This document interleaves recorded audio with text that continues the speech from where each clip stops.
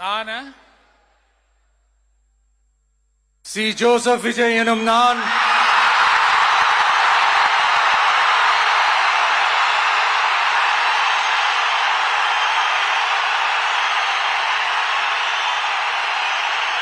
சட்டப்படி அமைக்கப்பெற்ற இந்திய அரசியல் அமைப்பின்பால் உண்மையான நம்பிக்கையும் மாறா பற்றும் கொண்டிருப்பேன் என்றும்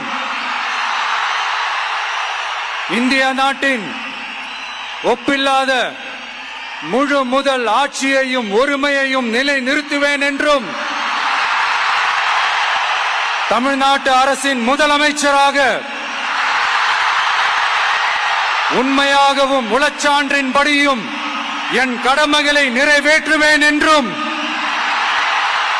அரசியல் அமைப்பிற்கும் சட்டத்திற்கும் இணங்க அச்சமும் ஒருதலை சார்பும் இன்றி விருப்பு வெறுப்பை விலக்கி பலதரப்பட்ட மக்கள் அனைவருக்கும் நேர்மையானதை செய்வேன் என்றும் ஆண்டவன் மீது ஆணையிட்டு உறுதிமொழிகிறேன்.